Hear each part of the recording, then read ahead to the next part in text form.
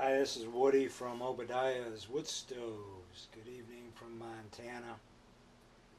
My wife says I don't speak loud enough and clear enough, so I'll try to do better. This is not really my cup of tea, but a lot of folks don't have the ability to try out different stoves I do, so plus safety is a primary concern. One of the things we're doing here is we're dealing with the ESSE Ironheart. We've put in a extended wood box. I think this is now my second burn. We're around 12 hours. Let me turn off some lights here and probably be able to see a little better.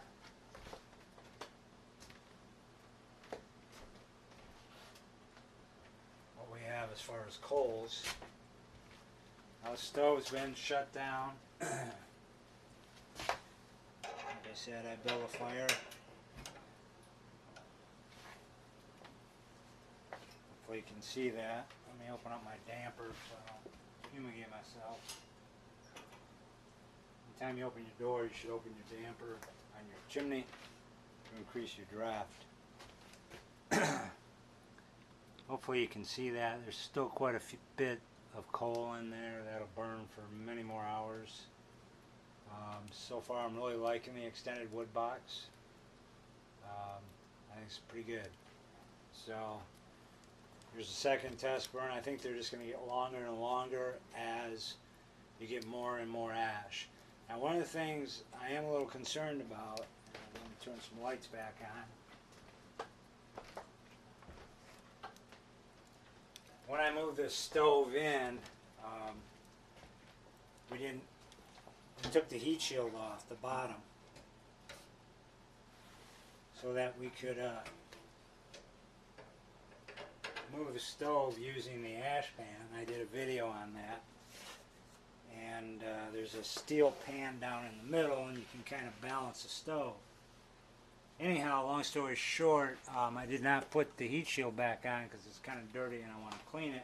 And I wanted to get some readings with and without the heat shield. So I'm shooting the floor underneath the stove right now. It's 168 degrees. I came in here earlier just to check on things. It's 170 in the back. That's pretty hot. That's real hot. So, I mean, you put your hand on there and you cannot hold your hand on that. So what I'm trying to tell you here is that's your test. Put your hand on whatever it is that's getting hot. If it's too hot to touch, it's too hot. You need to do something. So this is a tight installation. I've made preparations. For those who don't know that, we did a video series on how to reduce clearances to combustibles. So I did that knowing that I was going to be testing several different stoves. This wall is removable. If we have to, we can test a bigger stove. So anyhow, this is Woody from Obadiah's. We're now at a little over 12 hours on this burn using the extended wood box, and I have found that I still have leakage in the stove. The stove is completely throttled down. It is burning good, but I think it should actually throttle down further. So next I'm going to remove this side panel here, and inside I'm going to show you a ESSE boiler. I'm going to show you what it looks like. I'm going to show you the components and how to install it. Being that I have to pull the side panel off of this stove because it was overfired, I think I have some air leakage. When I replaced my fire brick, I could see that it was very brittle, and so I'm going to do something a little different. I'm going to do an upgrade. We're going to use a window gasket instead of furnace cement. So we're going to actually do something that's going to be an improvement in my opinion. When ESSE designed the stove, in England, most places are pretty small. It is very hot in here. I have all the windows open. This stove puts out a lot of radiant heat. So it is very warm. It's a different kind of heat from my Kitchen Queen. Kitchen Queen seems to be more convection. It's more even around in this cabin. This cabin is about 600 square feet. I don't know if you can see what it looks like in here, but essentially it's just a one-room cabin with a restroom and a kitchen over there, kind of a step down, and then there's a loft that goes upstairs, which is basically the size of this room right here that I'm standing in.